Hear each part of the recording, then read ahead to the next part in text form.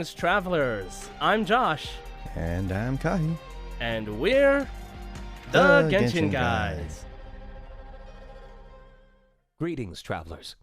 You're listening to the Genshin Guys podcast. Welcome all. This podcast is for fans of Genshin Impact, the mobile game made by Hoyoverse, also known as MiHoYo. Here we talk about our opinions, experiences, and dreams about Genshin Impact. If you like our show, don't forget to subscribe on Apple Music, Spotify, or wherever you're listening to the podcast.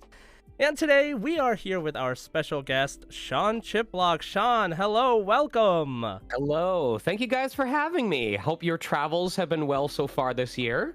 It's been great. Yeah, I mean, you too.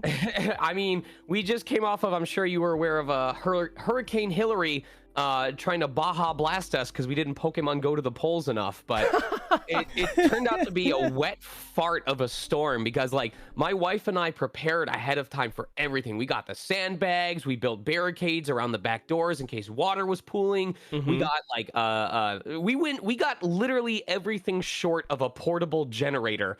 And then the storm finally comes in, and I mean it when I say that the rainstorms that we got at the beginning of this year were like magnitudes worse than what we got this weekend after days of the news prepping us for the storm. Wow. Yeah, that tends to happen, actually. Like, so Kahi lives in Hawaii, and I used to live in Hawaii with him, and there's constant hurricane warnings. And right, there was a really key time that I was there where we spent an entire week preparing, right, and it was totally quiet, not even rain. Like, it was like sandbags were bagged up, stores, Waikiki was closed, like it was closed, and nothing came. Nothing ever came. Like, I should have figured it wasn't going to be as intense when it was like the day before the storm was supposed to slam into us, and it was just a normal sunny day in Los Angeles. Like, people were posting on Twitter like, are we sure this is happening? Because, like, this just looks like a beautiful freaking day out here in Burbank right now. You know what's hilarious about this? Josh, do you realize that it's been like my meme for like our entire show that I always open up with the weather report? Yeah. And our first guest is doing the same thing. Yeah. It's a meme in our community where every time like you ask a question, this is like weekly. It just means we're all dads. We're all we all have dad energy. We all got the neck beards. We're standing around going like, "Hey, welcome to the podcast. What do you want to talk about?" So, how's the Mets? I mean, like, I'll literally go, "Hey, Kahi, how are you?" And he goes like, "Oh, well, it's like pretty hot outside." And like, I'm like, "Okay, well, how are you though?" And he's like, "I just answered. I'm outside right now. That's why it's pretty hot." Yeah, can't you hear the sun shining through my microphone? That's my favorite song from Les Mis. Oh man. Just, you know, like, and so like, okay, so Sean is, for those of you that don't know that are listening, is the voice of Diluc from Genshin Impact, which we all play, as well as many other things. So like Yuki Mishima from Persona 5, the Great Deku Tree from Zelda Breath of the Wild and Hyrule Warriors, Sex Pistols, Guido Mista and Sex Pistols. I'm from glad JoJo's. that you named the Breath of the Wild character that everyone truly remembers, which is the giant tree. How do you not? I mean, like, you don't get your Master Sword without talking to him, so it's kind of like... The fun story about that is, tree you're talking about, you know, is, obviously most people know me as Teba and Rivali, but neither of those characters were part of my trio that I was voicing until I was already in the booth to record for the Great Deku Tree. Originally, it was only the tree that I had been cast as, which I think is extremely funny because people say, and I actually wholeheartedly agree with this, that out of those three, that the Great Deku Tree voice is probably the weakest out of my three, just because it's so different. No, but it's because it's so different from my normal pitch. It's a voice that I have to somewhat put on rather than just getting into the affect and the tonality. Right. But it's so weird that had I not gone for that, had I not gone for the outright surprising the director with my vocal range and gone completely out of my wheelhouse, that I might not have been a part of those projects at all. So, wow. I mean, Rivali is like a pretty cool character. Like, I mean, I love Rivali. He's so cool. But yeah, Great Deku Tree. So hey, what's up, Mr. Great Deku Tree? But yeah, also Subaru from ReZero, which is like a huge deal because that anime was like top of the town, talk of the town for like a good year or two, you know. We need season 3 to come out already, right? And like, just, oh man, I would love to see your performance in that as well. But that character specifically has to have a lot of different inflection, a lot of really just raw emotion because of what he's going through. is your voice man. okay? Is your throat okay from How all are that you? screaming, Sean? Oh, Uh, it's a good point that I talk to people about. Is they're like, how did your throat survive those sessions? And I go, here's the fun part, they didn't. So like we would save a lot of the most intense stuff until the very end of the session, but it would take me out for a day or two. yeah, That's why we need to make vocal sure we did it rest. right. Yeah. But it's also what led to one of my most proud moments of season 2. Have you guys seen both seasons so far? Yeah. So, without turning this into a 5-minute story, because I want to make sure we have enough time for everything, but I'm sure you know about that scene in season 2 in the snowfield. You know what I'm talking about, like with him and the rabbit. Ooh, So boy. Yeah. normally when recording, we won't try to do too much at once. We'll look for a gap, whether it's a breath or an effort or something, like any pause that we can say, okay, we'll record up to here, and then we'll punch back in to do the rest. But there was no such pause during that segment. So they were like, let's just go for it and see how far we get. Oh, no. Long story short, because I knew it was going to rip my throat no matter what I did, I tried to get as much of it as I could. There's only one unbroken, continuous take of that entire section of that scene. Wow. We did not do a second take of that scene. It is one single continuous take. Well, thank you for your That is contribution to amazing. society. I applaud you, sir. That scene is so intense. That's dedication. Like it's really intense. So I Right. mean, yeah. Well, I'm glad you were able to get through it like once. Every only so once. often I go back because there's like a Reddit thread that does like a compare contrast between the two. And I love that the overall sentiment was they're not exactly the same, but there's like a different sentiment to each. Like the sub is more of a like disbelief and like panic desperation, whereas the dub is more of the sheer pain and torture that he's going through. Yeah. So, I mean, Japanese, it's just they're good at that. The yelling. like, and I'm the like, I best- know pain and torture. I'm a millennial in the United States. The best example of like vocal strain I've ever heard of is there's an anime called Eureka 7, and Johnny Young Bosch is that kid, and he played a high-pitched voice for the whole show, like 50 episodes. And I did not even hear that it was him until afterwards when I started to look at, wait, he was speaking in a squeaky voice for the entire time. And I had no idea because The I heard range. I heard him in other shows, and he sounds like, this dark and broody character, and then you have like a child with a squeaky voice to it, and oh my gosh, I cannot imagine just the strain on his throat after that. Yeah, some people are surprisingly flexible though, right? So you never know if it's really straining someone's throat. But I mean, true. but yeah, but so I mean, we have all these we have all these different voice like roles that you've been in. But we are here to talk about a little bit more about Diluc, but also a little bit about you, Sean, and like what other things you are interested in, like what you have done, like I don't know, any cool stories you have, like just like the ones you've been telling us, which are really really great. Right. And so let's get started. Let's dive into today's interview, which is going to be done in this format. So I think this is the first time that we have done this format on this episode, on this podcast. And so we are doing past, present, and future. So the past segment will be questions more about the past. Present, future will be the same as such. And in between those interview segments, we'll be doing little mini games to break up the monotony a little bit and have some fun with the characters in Genshin. So Okay. let's get started. Now, the first thing I want to ask, like one thing I want to mention is that I also am dipping my toes into the world puddle of voice acting. I actually started taking classes and everything this year. I've always wanted to do it. So it's like this really, really exciting thing to be able to talk to someone who's in something, or in a lot of things actually, that I really enjoy. So, I mean, I really appreciate you taking the time to come out here. Of course.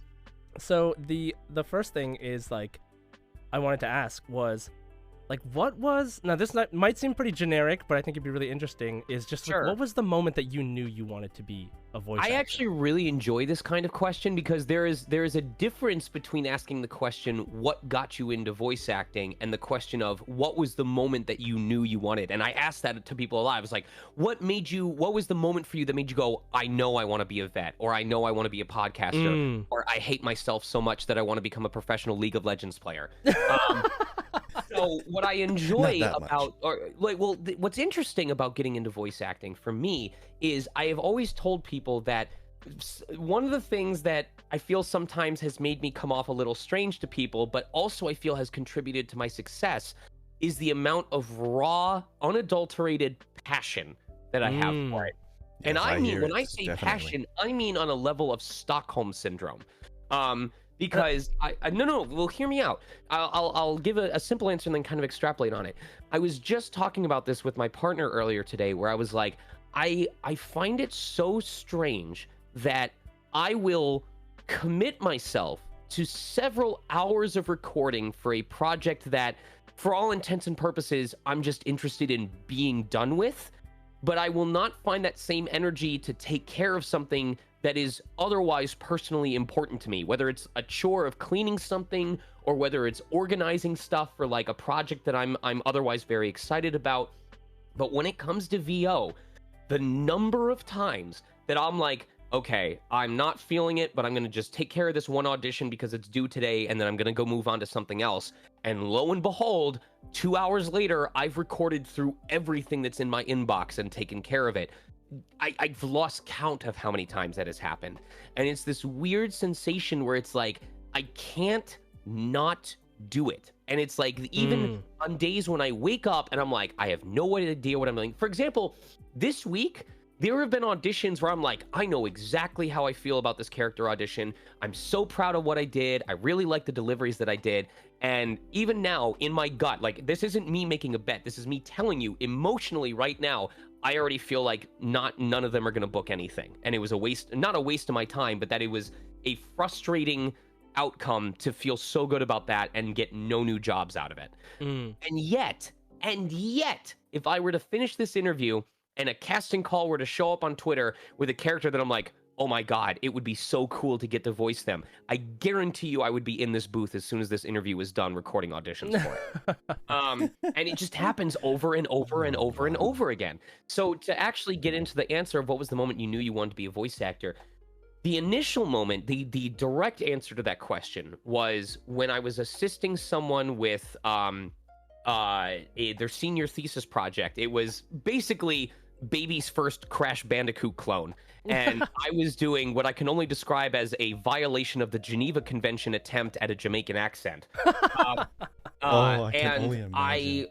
I spent 2.5 hours in a makeshift recording cube that was out of like 4 wall set pieces that you would use on like a theater stage that were like put together to make like a square.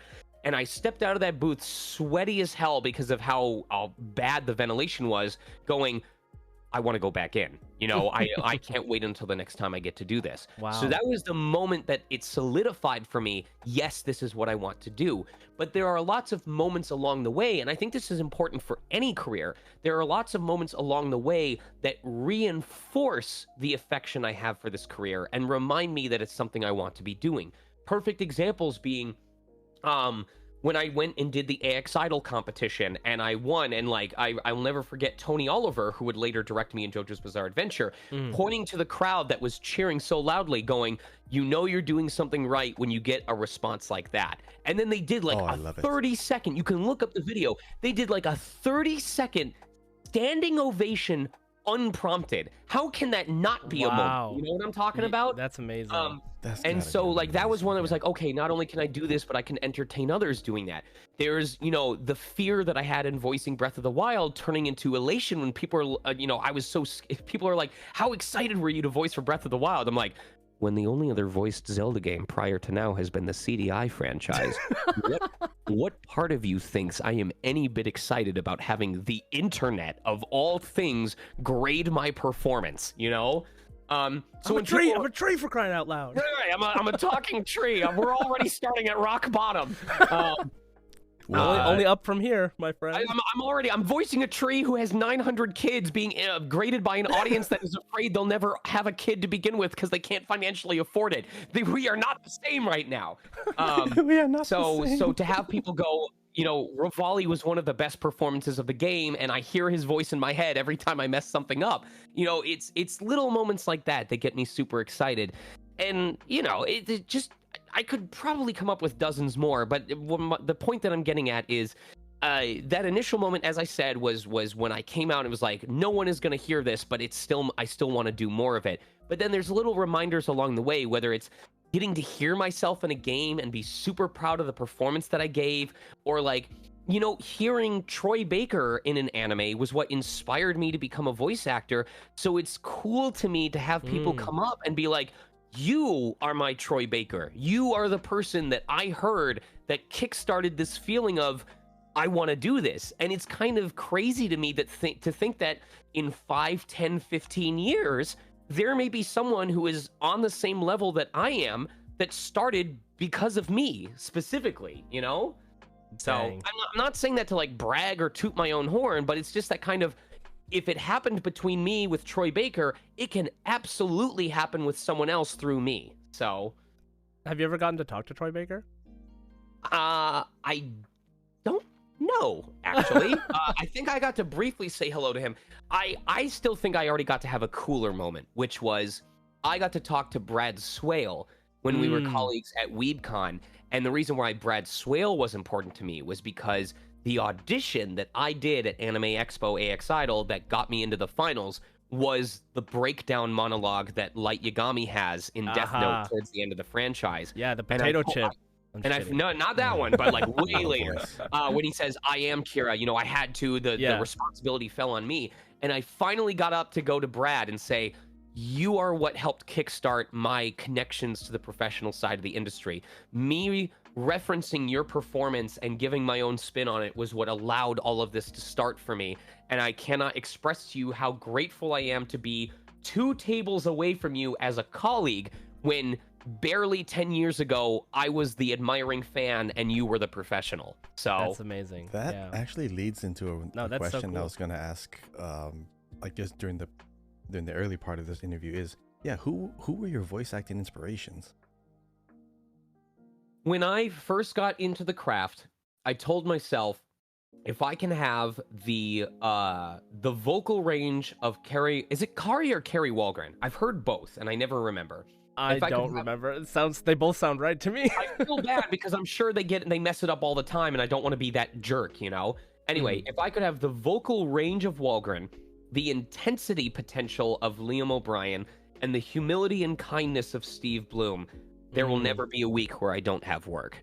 I love Steve. And along the way, there are people that I admire for a lot of different reasons. Austin Lee Matthews is incredible at playing grounded characters, and I envy how easily he can play a real person. Perfect example being Chocobo Mystery Dungeon Everybody. I am so proud that I was a part of that project, but when I hear my performance compared to Austin's within like 5 minutes of each other, I'm like, man, I hammed up my role so much, and like I could have done better. Yeah. Kellen Goff. Have you heard Kellen Goff as Fiddlesticks? Oh yeah, of course. Holy crap. Like, incredible. So good. He's so good at what he does in terms of like creature voices and stuff like that. So there's a lot of people that I pull inspiration from, but it really just pulls back to the phrase of good actors borrow, great actors steal, which is I shouldn't be relying on only my own performances. I need to hear cool stuff from other people and go, I'm stealing that for myself. How can I adapt that into my own type of performance? Yeah, no, that's fantastic. I think that's great advice too. Thank you. I will steal that advice as a voice actor. That's right. So yeah, I mean, for me, like, so I really like, growing up, I watched anime in English as well. Like, just on TV, I had no real concept of like ADR or dubbing or whatever, and so it was always just like this great like dramatic thing that I would always like walk around with my friends, and we would like go out, we would literally like watch Dragon Ball Z, go outside and like make the Kamehameha signs at each other, so, right. And we would be like, ha ha, like and it was like that was like my exposure was like that Sailor Moon and like maybe Everyone some does a voice when Pokemon. they're a kid. And then Would you believe me if I told you I wrote more about Sailor Moon in grade school than I did about Pokemon? Like I got 100%. I got picked on relentlessly because I was more interested in like the this is going to be so funny. I was more interested in the magical girl transformation scene of Sailor Moon than I was in the adventure aspect of Pokemon. But it wasn't because of the prototypical ha ha ha girl who loses her clothes and I'm a boy so I like that. It was like, man, I want to be a Sailor Scout. Like one of my fondest dreams was of the Sailor Scouts coming into my bedroom and be like, "You're the new Sailor Mercury," and me like getting to get up and everything. So, yeah, Mercury. That's a good one. You picked the best one, but yeah, but that's hilarious. Yeah, I mean, how could you not? I'm not attractive enough to be Jupiter. How can you not love the literal creation goddess that is Sailor Moon? Like, it's so powerful. Yeah, it's really good. Okay, so I wanted to also ask, like, we're still talking about like roles and voice acting, and this is still the past segment. So, what is like one of the roles closest to your heart that you've been casted in? Okay, so I promise this isn't a cop-out answer, and I will give a more direct answer to this. That's what people say before a cop-out answer, but okay. Okay, well, I bet you're gonna feel like crap after I give you this. But when people ask the more generic question of which is your favorite, my response is I deal a lot with envy and jealousy. A lot. Especially when, when I go to conventions nowadays, and I'm not saying like, oh, I deserve to have more, but when I see a lot of my colleagues that I want to consider myself being on the same level as, announcing all of these new roles, and I don't really have anything new that I'm allowed to talk about yet, it is very hard to not get in my own head about it of like, am I even a good actor? Do I know what I'm doing? And I part of keeping myself humble is remembering what I've had the opportunity to do so far, but more importantly, reminding myself that every job I have worked is a job that someone else didn't get, a job that hundreds of people didn't get, that they would have been just as excited to play. And if we want to talk about Diluc, and I'm speaking about this factually, not to brag, not to, try and make people feel bad about themselves. Diluc alone has blasted open the doors of convention visit opportunities as a guest to hang with fans, to sign prints and to make some money on the side, which is helping me afford my mortgage. And when we have to make big replacements and fixes, it makes it a lot more tolerable to handle. I have colleagues who have voiced on multiple Disney Channel programs, like what was it, Doc Stuffins or stuff like that. Okay. But don't get invited to cons because the projects that they work on are not convention material, so to speak. Like, right. You're not going to sell as many character prints to 5-year-olds as you are to like the 18 to 34 demographic. You know what I mean? Exactly. So Diluc alone has tripled the number of conventions that I have been invited to on a yearly basis, to the point where I'm kind of having a mini panic attack because I haven't booked anything on Honkai, I haven't booked anything on these new games coming out, and I'm like, how much longer do I have before he becomes old news? So I could say that he's close to my heart because he's the reason that I've been able to visit so many people.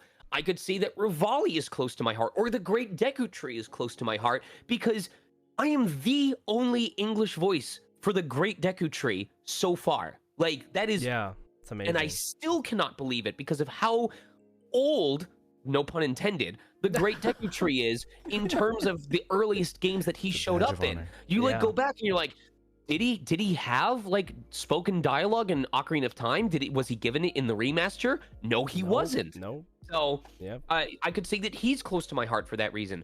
I could say that Subaru is close to my heart because he was my first lead role in an anime, and what a heck of a lead role to have on my resume as the first time that I was a main character. Oh, lead role, okay. Right. Yeah. So all of these characters, for different reasons, I could come up with reasons for saying they are closest to my heart, but that's exactly why there isn't any specific one, is because part of staying humble is asking myself, why did I enjoy this role? Why is it important to me? Because I never want to be in a position where I talk about a project and I'm like, yeah, that one was cool, but it still doesn't hold a candle to what I did back in 2016. You know what I mean? Mhm. Like that's 7 years ago. You're telling me there's not a single job I've done since 2016 that got me as excited as that? And if that was my answer, then that kind of says more about me and how I'm approaching the career, you know? Yeah. No, I mean, So, I know you said like it's a cop-out answer or something, but I mean, just because you didn't answer a yeah, I bet you're specific eating one. crow now, huh? No, I don't think it's a cop-out answer at all. I think Yeah, it's this I is- think we it's got a a lot more very detail. honest answer that's very self-aware, and I think that you should be that I'm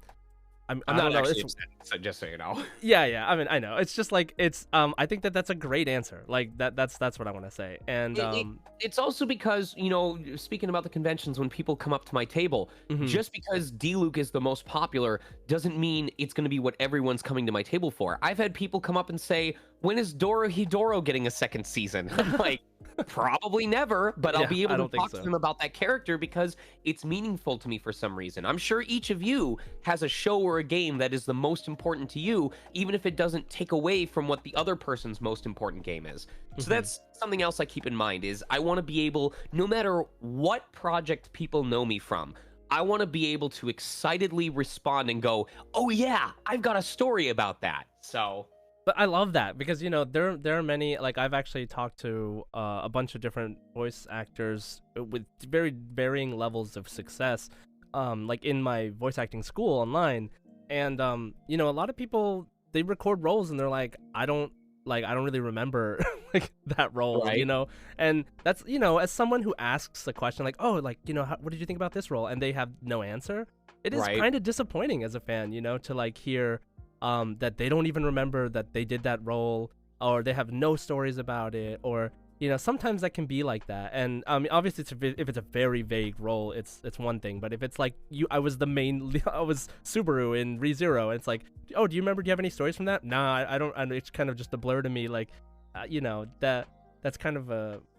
cop out answer almost but but yeah I really appreciate your answer and that you take the time to invest in all of your roles and I think that that's a really cool way to be a voice actor. I think it's probably the best way in my personal opinion to be a voice actor is to be invested in your roles. Like it only makes sense that way to me, but If you the know other passion people isn't do it there, it's differently. going to showcase in your performance. That's just my opinion. Mhm. You will hear Yeah, it. I agree. The audience will hear it. So speaking of fun stories, do you have any fun stories about recording for Genshin? Like either the process, like your time in the booth, any ad-lib stuff you did that stick out to you that you want to share with The us? one that I talk about the most was when I was trying to do research ahead of time for the character. I was looking at this was back before it like had all sorts of wikis and info, and like Mhm. most of the references were just like theory sites and like translated, you know, descriptions and stuff like that. Mhm. And the website that I was looking at on my mobile device wasn't optimized for mobile devices, so it would often like tear when you were scrolling.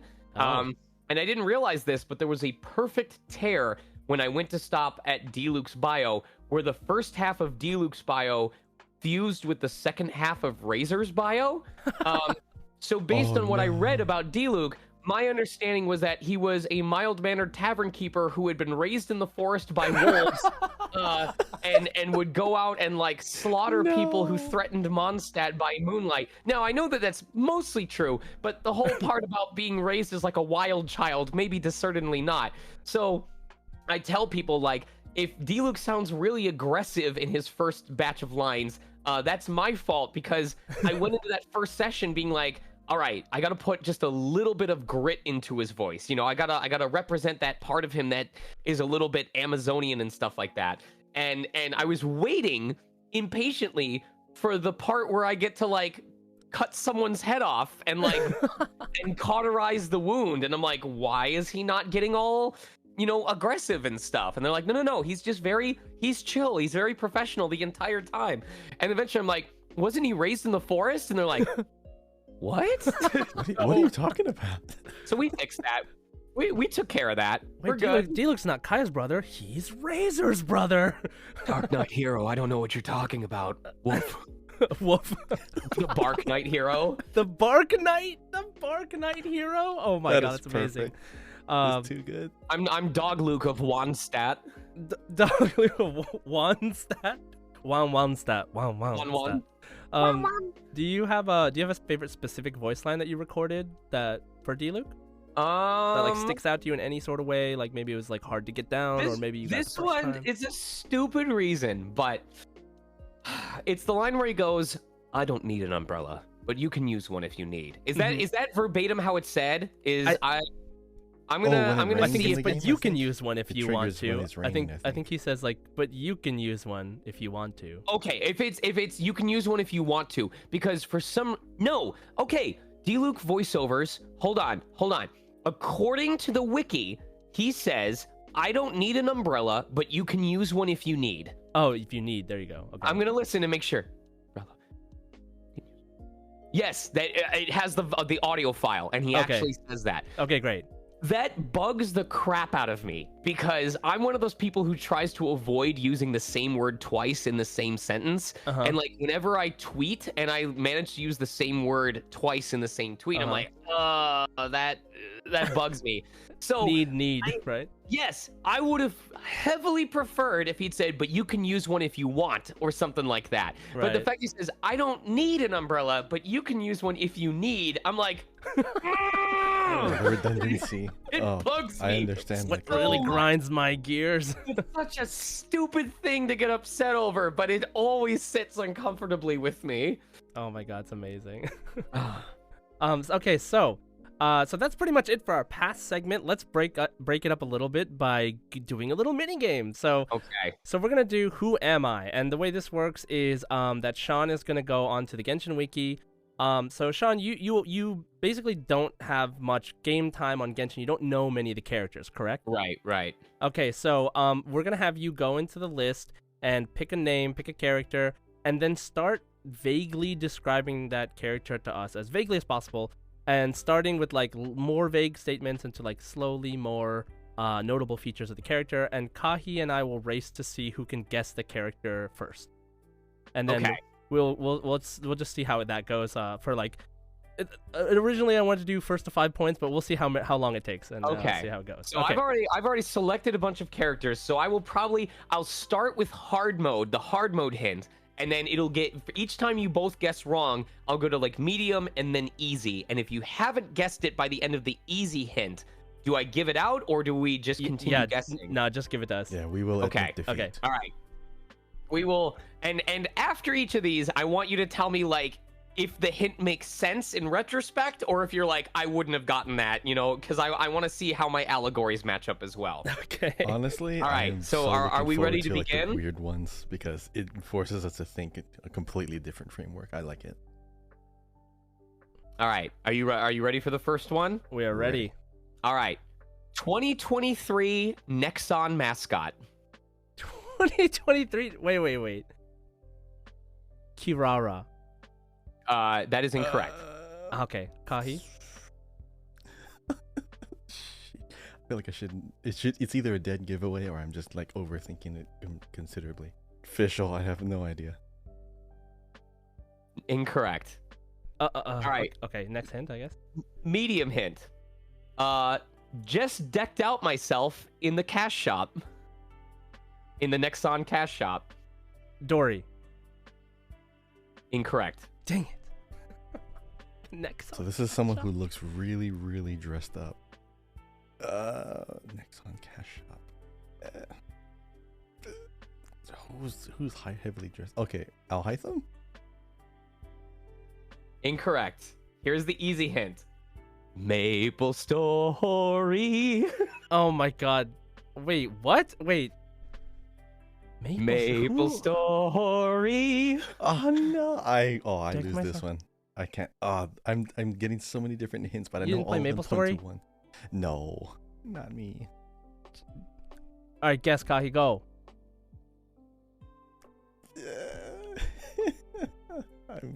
I'm so lost. I may but have to this make is these fun. stupidly easy going forward. We'll have to do first to 3, I think. Okay, yeah. Is it Klee? Incorrect. Dang it. Oh, Ty? that was a good guess. Okay. I'm gonna think Maple young Story. kid, decked out and looks really 10, good. Looks like a 9, cash shop.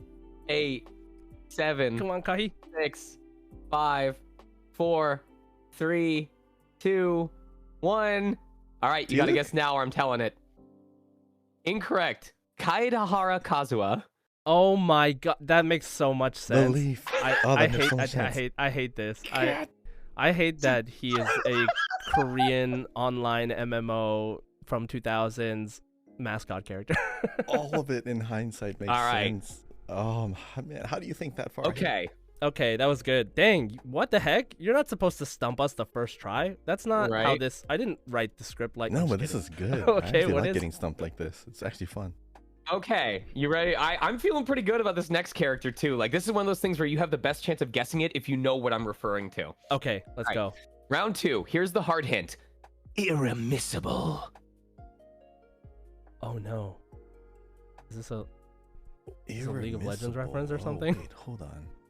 Wait, It's also the way that I delivered it too. irremissible?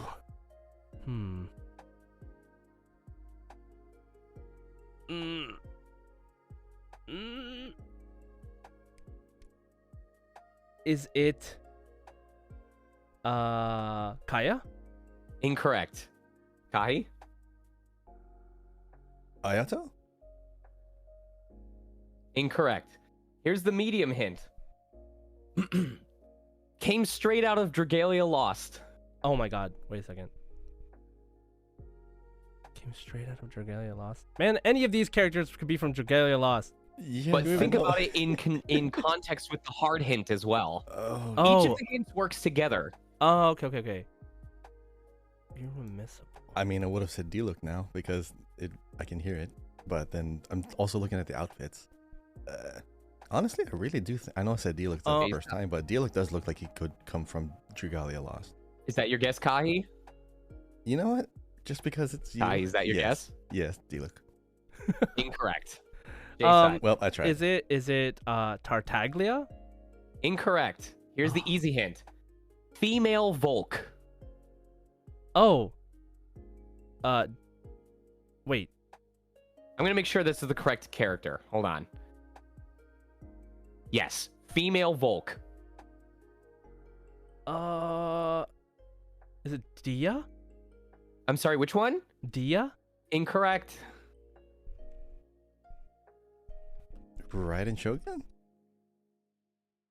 Incorrect. I'm Oh, I surprised. know who it is now. It's Kuki Shinobu. Yeah, I forgot who Volk was Cookie. until. I'm like, you could just look up Volk Dragalia Lost, and you would have been like, oh, I know who it is. I was I didn't thinking want to Raiden cheat. Shogun. Like we try not to cheat. We try not to look up anything. Like It was when we were gonna doing be these. a best of one at this point. My Okay. goodness. But like, No, but I love your way of anyone who's listening to describing this, these things, look though. up Kuki Shinobu, look up Volk Dragalia Lost, and be like, I Yeah. would have gotten that. That's super obvious. Yeah, I forgot. I thought Volk was some totally different character. Never mind. All right.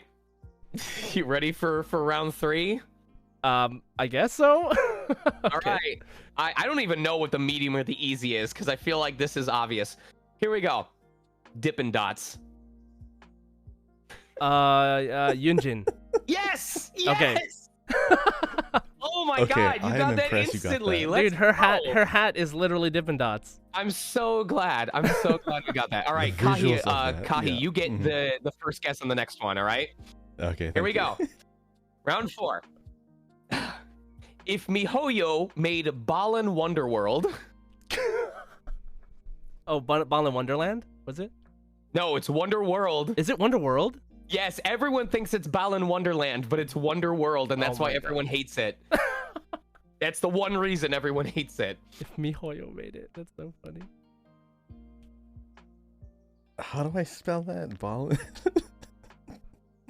Balan. Balegde. Oh my god, that's so old. Kahi, come on, you guess. I got Lenny. mine. Lenny? How do you spell it? Lyney? Lenny? That's correct. Oh my god. I knew it. I no. saw the hat Yeah, once. you got it. The top hat. Yeah, that's the top hat. All right. And we're tied. All right, we're making progress. The gears are turning. You Uh-huh. know. All right. Here we go. not gonna listen. I'm gonna love this one. Keep it together, man. Round 5. Ron Weasley remembered his Adderall. Oh God. You first, Jason. Oh my. Tartaglia. Wrong, Kahi. No. Wait, oh, hold on, wait. Ron Weasley remembered his. Oh, I feel like. Wait, hold on.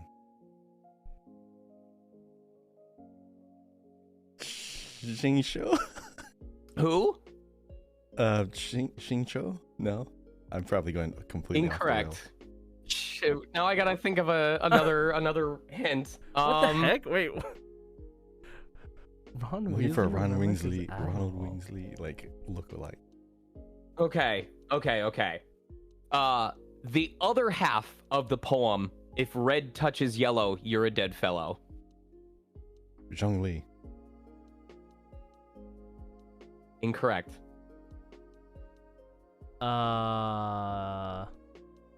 Diluc. Correct. Because the other Oh half my of the goodness. red touching yellow kill a fellow is red touching black, touching save black. for Jack. Are these good so far? Are you enjoying these? You I'm are really enjoying like all of it, even though I obscenely don't good get at any of this. it. Like it's really I was not concerned at first and now I'm a little concerned. But okay, let's go. All right. Is it 2-1, 2-2? It's 2-1. Let's do first to 3. Okay. Kahi, you're at disadvantage, right? I know, yeah, I'm at All right. disadvantage. Here we go. Here's the hard mode hint. I don't belong here.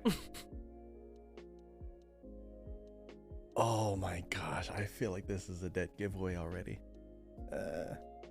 Oh my goodness. Okay, I am going to say You gotta For get no this, man. reason. I want this to be a I'm sorry. tiebreaker. Chung Yun. I am so dead. Jong-yoon? Chung Yun. Is that your guess? I'm so brain dead right now. I'm loving Incorrect. this though. A Yeah. side. Baiju? Incorrect. Oh, okay. Medium hint. Wanna be Rivali. Oh, Kahi? Razor. Who? Razor. There's so many characters I can't think of. in my head. Incorrect. J side. like wannabe Rivali.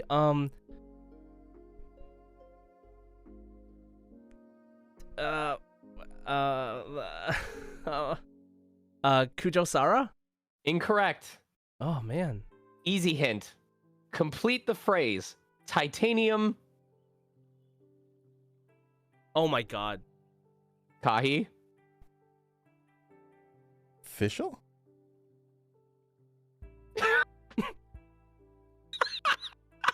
I have no idea. Yes! Because It I is? think of titanium fischl. everyone goes to Titanium. Amazon and searches titanium fischl That's exactly when what they I need want. materials for their Come on, Kahi. Come on, Kahi. Titanium what? Anybody whose name in this game makes sense after that.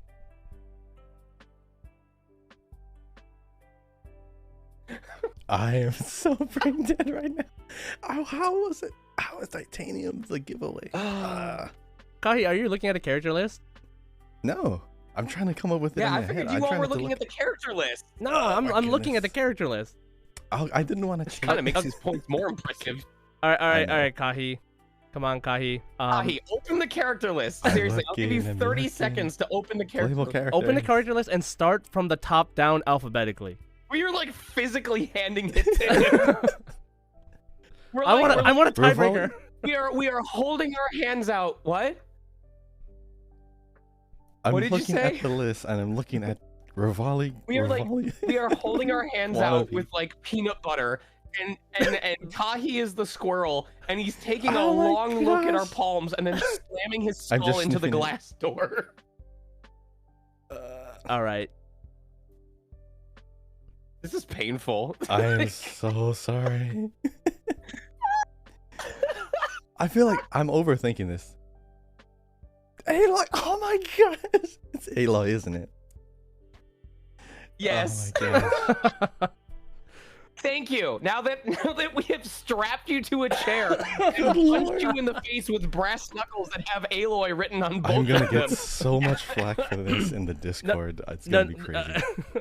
All right, here's the tiebreaker. You guys ready? All right. All right. This is just, you guys can throw out names in any order until one of you gets it right. Hard mode. No one reads this. Oh. No one reads this. No one reads this. No one reads this. Traveler?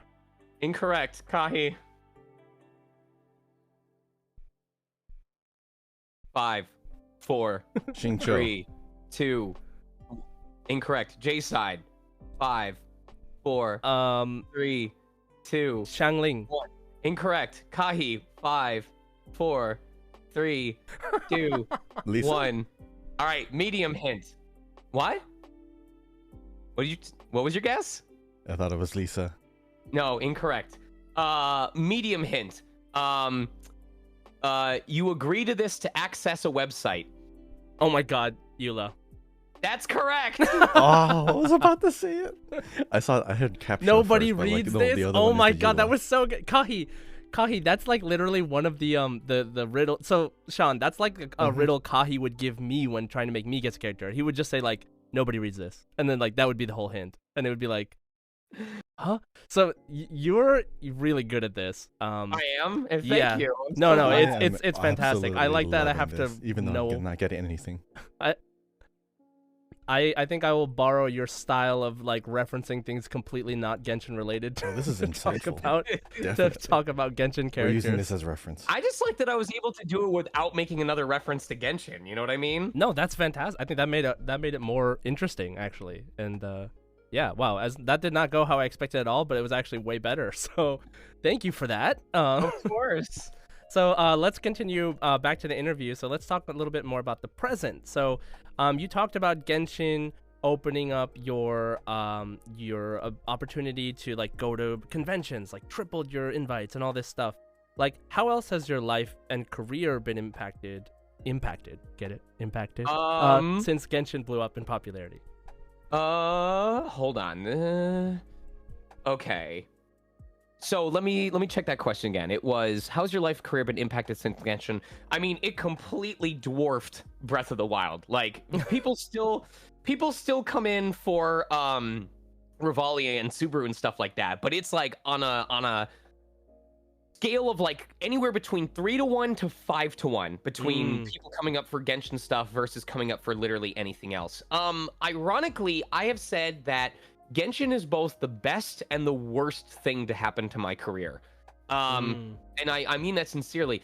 It is obviously, I consider it the best because I love the creativity of the community. I love how passionate the people are between the cosplay and the art and the fan fiction and everything in that regard. And I've had so many great interactions with people in person. However, I am pretty confident that the reason why my original Twitter got obliterated was also because of the online Genshin community specifically. Because, and I'm sure if people hear this podcast, it's going to start a whole nother crusade, but there is a dangerous mix that happens when you get a younger demographic that spends hundreds, if not thousands of dollars on the game and gets very attached to it. I don't want to call it a sense of entitlement, but because you have spent so much money, there is that risk of feeling like your opinion matters more on how certain things go in the game or how certain like character relationships are taken care of, because you're like, well, I'm financially assisting this game. You know what I mean? like my contribution is important.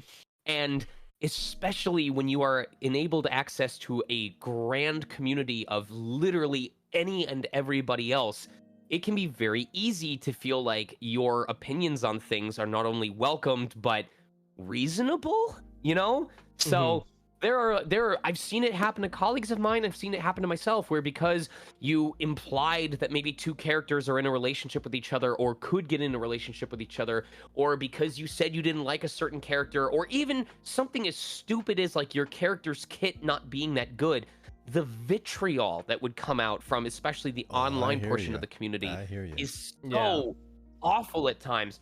And there were times where I chose to clap back on it or just kind of like mock it because it was like, this is so stupid. Like, why give it this much attention when clearly the better response would have been to just completely ignore it because it was like poking a hornet's nest, you know?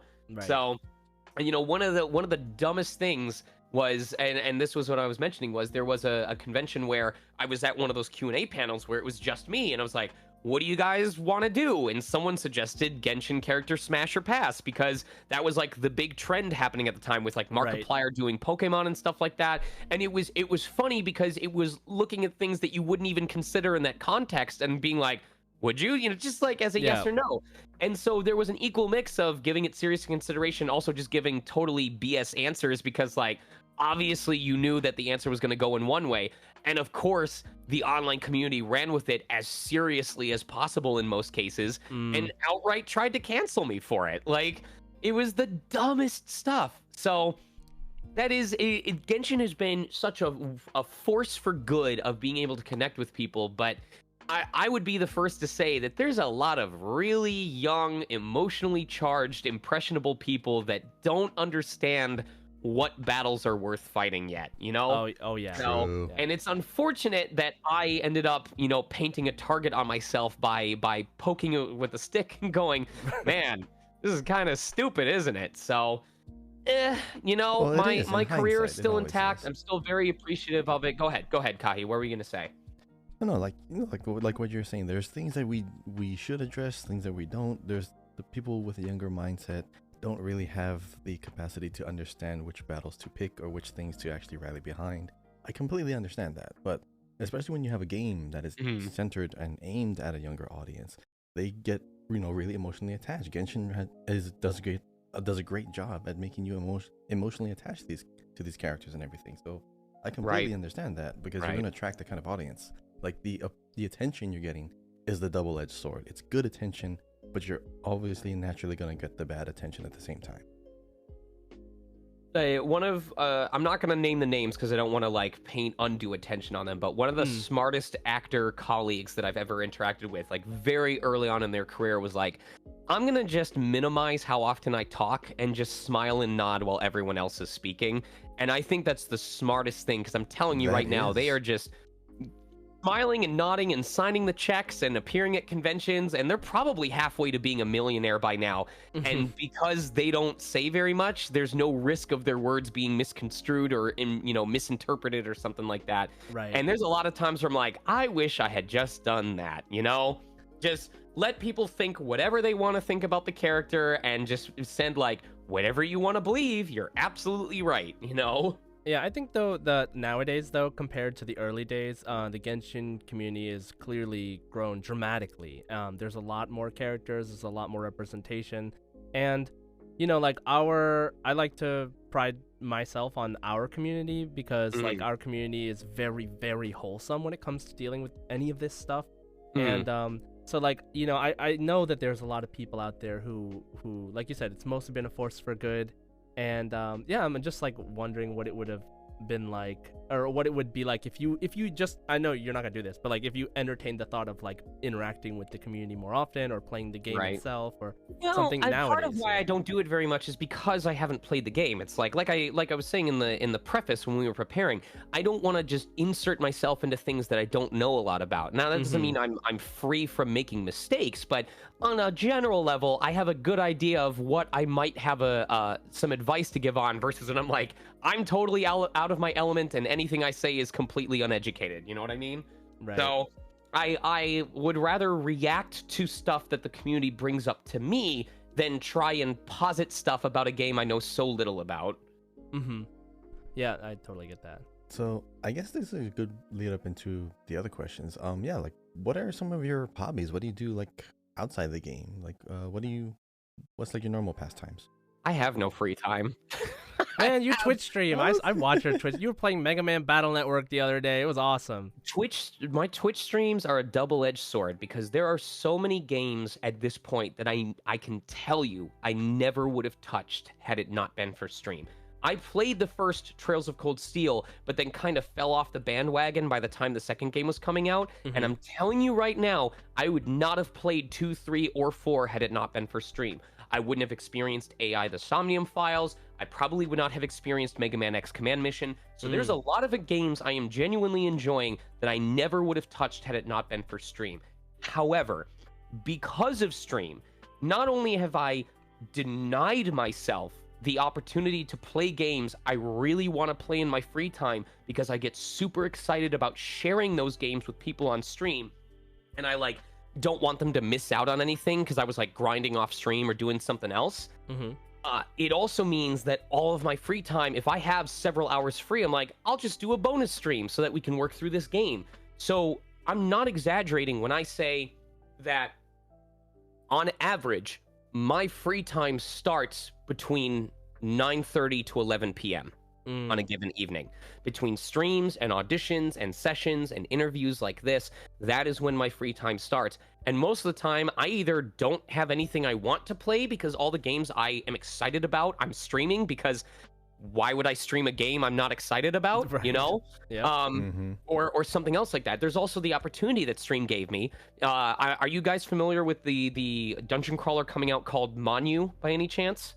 Oh, no, I'm not really familiar. I haven't heard of that one, no. So Manu is a first-person dungeon crawler coming out from Axis Games that I've been psyched about for over a year at this point. And I don't use Twitch as a means of making money. Like, I don't do sponsorships like Raid Shadow Legends. I don't do stuff like it's just me sharing my gaming. No, but I'm serious. Like, I don't do it as a way to like incentivize people to spend money on me. So I'm not often looking to get free games or stuff like that. Manu is the first time that I reached out to a company and said, hey, I think I am superbly qualified to get to play and talk about this kind of game, and I think it would be worth your while if you trusted me with early access to it so I could hype people up. And Axis went, yeah, we think we can do that. So I've got literally there you go. 3 weeks of early access to the game to be able to stream it ahead of its release. Wow. The game doesn't come out until September 21st, and I'm going to be able to stream it every Tuesday and Wednesday starting September 5th until it comes out. Oh snap! I'm gonna watch. Called Manu, right? Like Yeah, literally MONU. Yeah. Yep, and they're like, well, we're gonna do a preview stream on the 24th, but you can start streaming it anytime after Labor Day. And I'm like, that works for me. So the fact that I get to like, it is on my Switch right now. I could play through it right now if I wanted to. And the fact that I'm waiting until I can stream it is like one of the most painful things. So because I know we only have like 15, 20 minutes left. I'll try and be faster about the other answers, but it's stressful for me because I love my stream community. I love the moments that we've had. Like, just go check out yesterday's stream of Labyrinth of Zangetsu or the one before then, because that was us experiencing literally. It's the one from Monday. Check out the Zangetsu stream from Monday, because what was supposed to be, hey, let's just finish this last fight and then go fight the boss, became, hey, we just lost a third of our party permanently. So it was completely unexpected, and those moments are cool, but the trade-off is I don't know what I like to do anymore. Oh man. Yeah, so like in that case, do you know the next time that I'm home on the weekend is? When's that? September 30th. Whoa. Oh my god. Well, you know, it's nice to stay busy. It is nice to stay busy sometimes. I travel to Minnesota this weekend, then Oklahoma next weekend. Then I'm going out to, I forget where it is, but it's for a personal convention. Then I go to Virginia, and then I'm home for the Sonic Orchestra concert at the end of the month. Oh, nice. What the heck? That's awesome. Yeah. So. Yeah, okay, well, great. Dang, I don't think we're gonna have time to do that second minigame. So like, I'm sorry. Yeah, no, it's okay. I'm a very long-winded talker, but I hope the answers have at least been entertaining so far. No, it's actually our fault because we suck at guessing your games from the first one. That was fun. As frustrating as it was fun. All right, right, let's do this. Can you do it for one character? Can you pick one character and then like read their voice line as a cold read, listen to the reference, and then try to voice match, and then we'll try to guess that character. Okay. I should have prepped this ahead of time. Is it the same as going to like playable characters, and then there's like just click one of those. The voice over section, or the same one you found your Diluc one before, same exact way. All right. I'm gonna just pick this one. All right. So where are their lines? Do I scroll like all the way down? It says voiceover. There's a tab at the top that says voiceovers. Voiceovers. Okay. All right. Yeah, and then their lines are all there. All right. So let me look at her image. Careful! Oh shoot! No! There's the one. There's the one that was allowed. Bleep that out. All right. That's fine. Okay. Huh? Wow, it's snowing. You can really hear the snow falling. Add in the swirling snowflakes, and it feels like the spirit of nature is dancing. Ooh. Kahi, you have any guesses? Someone who likes the spirit of nature. Feels like the spirit of nature is dancing. Is this Nahida? Nahida? Is that your guess? Yeah, that's my guess. Incorrect. Is it Nilu? Correct. Oh, Dancing. Yep. that yeah, was the dancing. keyword. Yes. Mhm. Can you do your best voice match to the All right, actual let me members? listen. Let me listen to it. Huh? Wow! It's snowing! Okay. You can really All right. hear the snow falling. Add in the swirling snowflakes, and it feels like the spirit of nature is dancing. All right. Huh? Wow! It's snowing! You can really hear the snow falling. Add in the swirling snowflakes, and it feels like the spirit of nature is dancing. Wow, nice. That was good. Yeah, your range is You really, got the- really you got the impressive. high pitch to it, yeah. If you want to It's hear great. my voice acting talents like in full force, like again, watch the Zangetsu only happens in between missions, but Etrian Odyssey, you should listen to the Etrian Odyssey streams because I will just go in between like 5 different characters and just swap like on the fly. Yeah, I actually like heard you like randomly voicing some characters in Mega Man too when we were playing some Mega Man, and Right, man, right. It's great. Just like Dude, like especially Trails of Cold Steel 4, when I would like have those scenes that were it was like 20 characters in the same room and I would just voice all of them simultaneously. that's so good. Oh man, one man band, right? Yes. Okay, so all right, so let's move on to the last segment, which is future. Kahi. Future. All right. So, as a send-off into the future, when people search for you online, what do you want the first things to show up to be? My website, ideally. no, because I'm Ooh, you have a website? I'm working on getting a modernized website. Where the big hiccup so far has been that my current website, I don't have any means of contacting the person who owns the domain, and they aren't responding at all. So I can't like get it transferred over to the people that I want to use. So I might have to get a different domain, which sucks because my current website is SeanChiplock.com, and that's the easiest to remember. And I don't want to have to use a different one like Sean Chiplock VO or Sean Chiplock Actor or something like that. Yeah. But it is a very outdated website. Like I don't even want to show people it because of how like GeoCities old it is. All right, guys, go to SeanChiplock.com. Check out Please Character don't. Demo 2017. Link in the no. description. Oh my god, you were already typing it in, you lummox. Anyway, so like roles and stuff too. Like, what about that? really not. I would either want my Twitch page to show up or I would want my stuff as an actor to show up because that's what I want to be known for. I want folks who are working on indie projects to know that they can reach out to me. I want to seem accessible. And I do think, I know this seems like a cop-out answer, but the website really is the all-in-one because the website that I'm working on it's a combination of here's the roles that I've played, here's the Twitch streams that I do, here's, the interactions I've had with the community. It's not just about my acting career, it's about who I am as a person. So that's what I would want to show. In terms of, did you ask the other half of that question already? No, you didn't. So go ahead. Like, do you have a dream role you'd like to play? I want to be a male voice type option in Etrian Odyssey. I don't even have to be like, I don't even have to be a story mode character. If I could be a voice type that you can select, like when you create your character in Monster Hunter or, Baldur's Gate or something like that. Right. If I could be a voice type that you can assign to a character and explore through the labyrinth with, that would be the bee's knees for me. I did get close in it. There is an indie game that I can't remember the name of where I'm one of the male voice options. And then in Mary Skelter, I voice recurring character Mamoru, who eventually becomes like one of the shopkeepers. So like you will see him multiple times across your playthrough, but he doesn't quite join the party, so to speak. Right. So, he's not with you adventuring. Correct. What about do you have any advice for those interested in like new to the VA industry right now at this point?